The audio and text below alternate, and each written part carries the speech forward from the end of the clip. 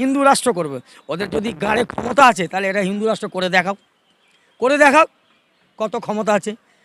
যদি ওরা হিন্দু রাষ্ট্র করে নেবে তাহলে আপনি আমাকে এসে প্রশ্ন করবেন, জীবন ওদের শেষ হয়ে যাবে, কিন্তু হিন্দু রাষ্ট্র করতে পারবে না। আমরা ভাবতেও পারিনি কি এই রাজ্যের মুখ্যমন্ত্রীও আরএসএসের দালাল, আরএসএসের এজেন্ট। আমরা ভাবতেও পারিনি। ওরা করতে পারে ভাই, ওর নিজস্ব একটা ব্যক্তিগত মামলা আছে, ও করতে পারে, আরএসএসের এজেন্ট হতে পারে বা আরএসএসের মেম্বারশিপ নিতে পারে। উনি একটা হিন্দু মহিলা।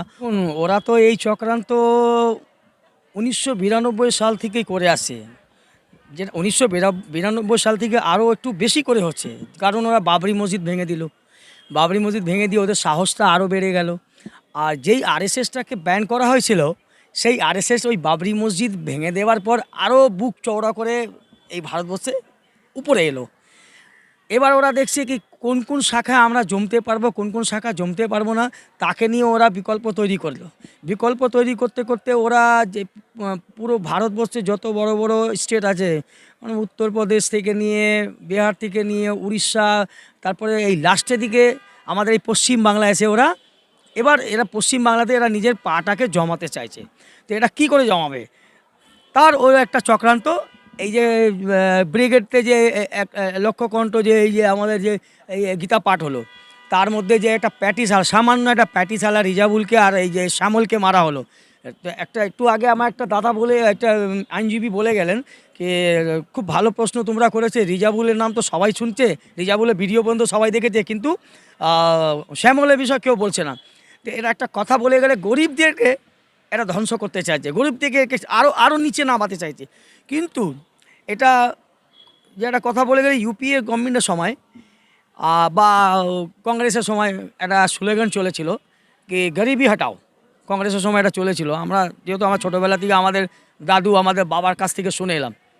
কিন্তু এখন যে পরিস্থিতি এসে দাঁড়ালো, এখন পরিস্থিতি হচ্ছে কি গরিবি হটাও নেই, এখন পরিস্থিতি হচ্ছে গরিবকে হটাও।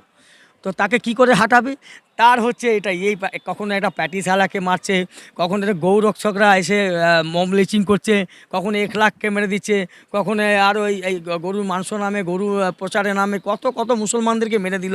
তারা মুসলমান লাস্টে, আগে ওরা গরিব মানুষ। তো এরা যে সিদ্ধান্তটা নিয়েছে আরএসএস, এরা যা করছে, যা চক্রান্ত লাগিয়েছে, এটা এখন আজকে পশ্চিমবাংলা কে কী খাবে না খাবে, কাউকে সংবিধান এটা হক কাউকে দিচ্ছে না। সংবিধান এই হকটা দিচ্ছে কি যার যে খুশি খেতে পারে, রান্না করতে পারে, বাজার করতে পারে। এরা যে বলছে আমরা হিন্দু রাষ্ট্র করবে, ওদের যদি গাড়ে ক্ষমতা আছে তাহলে এরা হিন্দু রাষ্ট্র করে দেখাও কত ক্ষমতা আছে। যদি ওরা হিন্দু রাষ্ট্র করে নেবে তাহলে আপনি আমাকে এসে প্রশ্ন করবেন, জীবন ওদের শেষ হয়ে যাবে, কিন্তু হিন্দু রাষ্ট্র করতে পারবে না। আর আজকে নিয়ে আমাদের অনেক মুসলিম নেতারা যারা আছে, যেমন আমাদের এমআইএমের যে আসাদুদ্দিন ওয়াইসি সাহেব, তারা তো দীর্ঘদিন বলে আসছে মুসলমানদের লড়াই লড়েই যাচ্ছে, মুসলমানদের জন্য লড়াই লড়ে যাচ্ছে, যেমন ওয়াকাফকে নিয়ে, 3 তালাককে নিয়ে লড়াই লড়ে যাচ্ছে। কিন্তু আমরা পশ্চিমবাংলায় ওই ধরনের একটা লোককে চাই এখানে, ওই ধরনের। আর ওই পার্টিকে আমরা ওকে সাপোর্ট করছি কি উনি খাস মানে বেসিক্যালি মুসলমানের জন্য বলে না, উনি গরিব মানুষের জন্য বলে। ওরা দলিতের জন্য, যারা পিছড়া লোক, যারা পিছড়া জাতি, তাদের জন্যও বলে, শুধু মুসলমানের জন্য বলে না। ঠিক আছে, এটা হচ্ছে। এবার ওরা যে চক্রান্ত লাগিয়েছে কি আমরা হিন্দু রাষ্ট্র করব, তাহলে ওদের ক্ষমতা আছে, তাদের করে দেখা। আমি একটা সাধারণ মানুষ, আমি একটা গায়ক হিসাবে বলছি, আমি একটা সিঙ্গার। দেখুন যা পরিস্থিতি এখন আমরা দেখছি, আমরা তো সবসময় বামপন্থী বিরোধী ছিলাম বামপন্থীকে আমরা বিরোধী করতাম। বিরোধী করে আমরা প্রথমে কংগ্রেস থেকে আমরা রাজনীতি চালু করলাম। কংগ্রেস ছাড়ার পর আমরা টিএমসি পার্টি আমরা করলাম। কিন্তু হিন্দু রাষ্ট্রে যা পরিস্থিতি এখানে এসে দাঁড়ালো, আমরা ভাবতেও পারিনি কি এই রাজ্যের মুখ্যমন্ত্রীও আরএসএসের দালাল, আরএসএসের এজেন্ট। আমরা ভাবতেও পারিনি। ওরা করতে পারে ভাই, ওর নিজস্ব একটা ব্যক্তিগত মামলা আছে, ও করতে পারে, আরএসএসের এজেন্ট হতে পারে বা আরএসএসের মেম্বারশিপ নিতে পারে।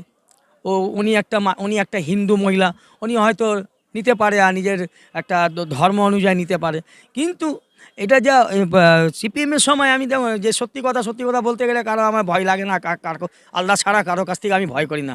সিপিএমের সময় এসব জিনিস ছিল না। এখন আজকে 12,000 শাখা হয়ে গেছে পশ্চিমবাংলায়, 12,000 আরএসএসের। আমরা যদি ওয়াকাফ স্টেটকে নিয়ে আমরা একটা আন্দোলন করতে চাইছিলাম জামাত ইসলামী থেকে একটা এই ব্রিগেড গ্রাউন্ডে, তো আমাদেরকে অনুমতি দেওয়া যায়নি। কিন্তু সেই আরএসএসকে ওই মাঠের মধ্যে গীতা পাঠ কণ্ঠ করার জন্য ওনাদেরকে পারমিশন দেওয়া হলো। তারপর ওরা সপ্তাহে একদিন ওদের ওখানে আরএসএসের লোকেরা ওখানে যে ওদের কী হয় না হয় ওটা সব মাঠের মধ্যে করে, ওটার জন্য অনুমতি আছে। কিন্তু ওয়াকাফ স্টেট নিয়ে আমরা যদি আন্দোলন করি আর আমরা ব্রিগেড গ্রাউন্ড চাই, তা আমাদেরকে অনুমতি নেই। তো এটা কী ধরনের রাজনীতি চলছে আমরা বুঝতে পারছি না। মুখ্যমন্ত্রী কোন দিকে আছে?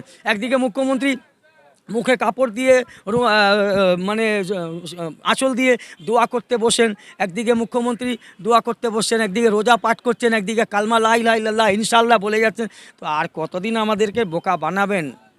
মাননীয়কে আমি হাত জোর করে বলছি কি আমাদেরকে আর বোকা বানান না। এবার আপনি প্লিজ এবার চাকরি দিকে দেখুন, যে গরিব গরিব হাজার হাজার লাখ লাখ ছেলে চাকরি না পেয়ে আজকে যেই প্যাটিস বিক্রি করছে বা আপনার রাস্তার মধ্যে বাদাম বিক্রি করছে, বাসের মধ্যে সেলসম্যানিং করছে, ভাজা বাদাম বিক্রি করছে, তারপরে অনেক রকম গরিব ছেলে যে পড়াশোনা করে আজ অবধি চাকরি কোনো খবর নেই, কিছু নেই। আপনি কি 100 কাজ দিয়ে আমাদেরকে 100 দিনের কাজ দিয়ে আমাদের ঘর চালাতে পারেন?